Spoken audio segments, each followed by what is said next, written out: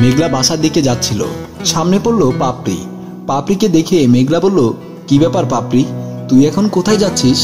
পাপড়ি বলল, আমার বিয়ে ঠিক হয়েছে তো, তাই চাচিদের বাসায় আমাকে আজকে রাতে খেতে বলেছে, ওখানেই ভাত খেতে যাচ্ছি। মেঘলা বলল, তোর বিয়ে হয়ে যাচ্ছে? পাপড়ি বলল, হবে না, বিয়ের বয়স হলে তো বিয়ে হবেই, সবার বিয়ে হবে, কিন্তু তোর বিয়ে হবে না। মেঘলা মনে মনে কষ্ট পেল। এই পাড়ায় মেঘলার বয়সে 2 বছরের ছোটদেরও বিয়ে হয়ে গেছে, কিন্তু মেঘলার ভাই গরিব বলে মেঘলার বিয়ে দিতে পারছে না।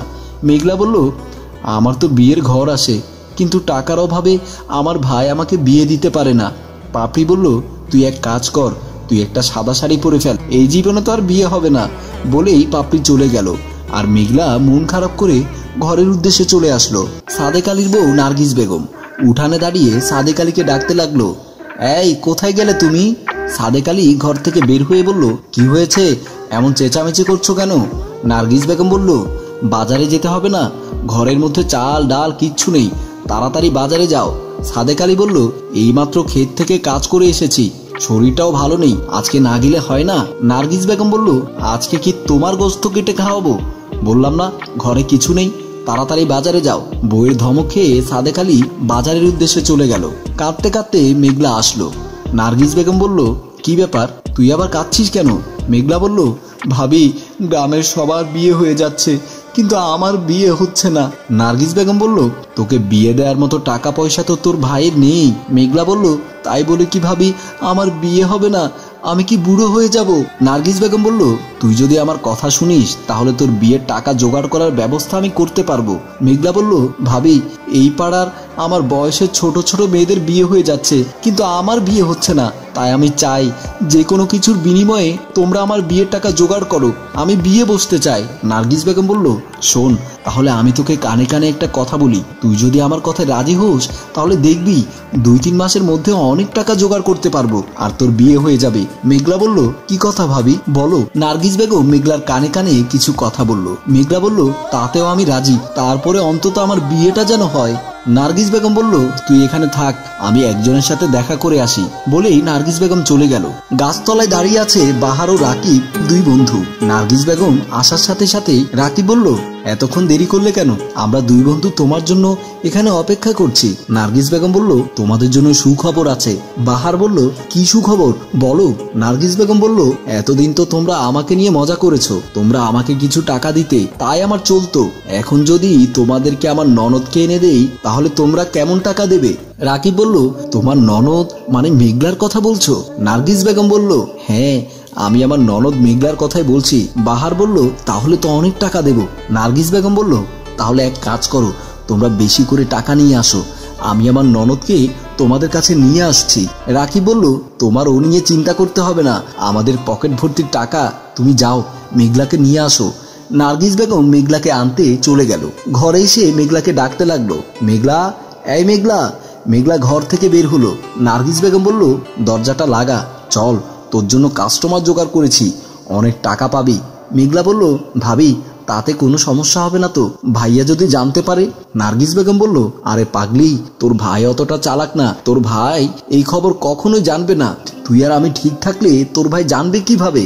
মেঘলা বলল, ভাবি, আবার যদি পেটে বাচ্চা কাচ্চা চলে আসে? নার্গিস বেগম বলল, ওরে পাগল, এগুলোর জন্য ঔষধ আছে, তোর এখন অত চিন্তা করতে হবে না, তুই তাড়াতাড়ি চল, গাছতলায় অপেক্ষা করছে। মেঘলা ভাবির সাথে ঘর থেকে বের হয়ে গেল। গাছতলায় আগে থেকে অপেক্ষা করা রাকিব এবং বাহার এদিক ওদিক পায়চারি করছে। এমন সময় নার্গিস বেগম ও মেঘলা আসলো। মেঘলাকে দেখে রাকিব বলল, এতদিন মজা করেছি ভাবির সাথে, আর আজ থেকে মজা করব ননদের সাথে। বাহার বলল, এই মেঘলা, তুমি কি পারবে আমরা 2 বন্ধুকে একসাথে খুশি করতে? নার্গিস বেগম বলল, পারবে পারবে, যাও তোমরা একজন একজন করে নিয়ে যাও। রাকিব পকেট থেকে কিছু টাকা বের করে নার্গিস বেগমের হাতে দিয়ে মেঘলার হাত ধরে জঙ্গলের দিকে নিয়ে গেল। ওই দিনের পর থেকে অনেকদিন ধরে রাকিব ও বাহারের সাথে মেঘলার মেলামেশার ফলে মেঘলা অসুস্থ হয়ে পড়েছে। আজ মেঘলাকে তার বড় ভাই সাদেক আলী ডাক্তারের কাছে নিয়ে যাচ্ছে। সাদেক আলী বলল, শোনো, আমি মেঘলাকে ডাক্তার দেখাতে নিয়ে যাচ্ছি। নার্গিস বেগম বলল, একটু পরে গেলে হতো না, আমার বোনটা অনেকদিন পর বেড়াতে এসেছে। সাদেক আলী বলল, তোমার বোন বেড়াতে আসলে ঘরেই তো আসবে, সমস্যা কি? আমি আমার বোনটাকে ডাক্তার দেখিয়ে তাড়াতাড়ি চলে আসবো। বলেই সাদেক আলী মেঘলাকে নিয়ে ডাক্তারের দোকানের দিকে চলে গেল। নার্গিস বেগমের ছোট বোন রিয়া রাস্তা দিয়ে আসছিল। সামনে পড়লো রাকিব ও বাহার মজুমদার। রাকিব বলল, দোস্ত, এই মালটাকে তো আগে দেখিনি। বাহার বলল, নিশ্চয় কারো বাড়িতে বেড়াতে এসেছে।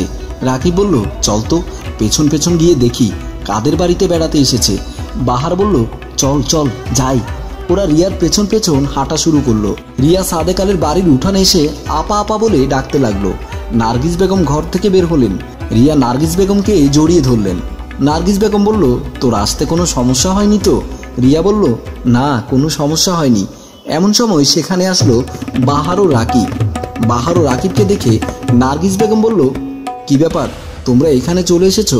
রাকিব বলল, আজকে 1 সপ্তাহ ধরে তুমিও আমাদের কাছে যাচ্ছ না, মেঘলাকেও আমাদের কাছে পাঠাচ্ছ না, অথচ আমাদের থেকে অনেকগুলো টাকা অ্যাডভান্স নিয়ে ফেলেছ। নার্গিস বেগম বলল, ভাই, আমার বোনের সামনে এসব কথাগুলো না বললে হয় না।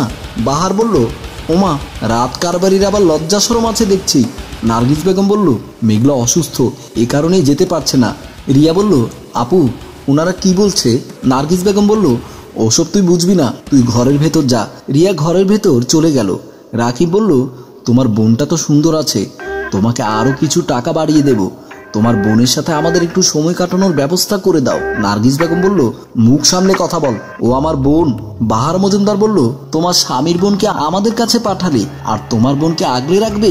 তা হবে না। রাকিব, চল, আমরা দুজন মিলে আজকে ওর বোনের সাথে সময় কাটাবো।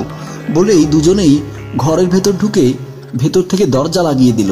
নার্গিস বেগম বলল, এই দরজা খোল, খোল বলছি, ভালো হবে না বলছি। সাদেক আলী মেঘলাকে ডাক্তার দেখিয়ে যখন ঘরের উঠোনে আসলো, তখন দেখলো নার্গিস বেগম উঠোনে বসে বসে কান্না করছে।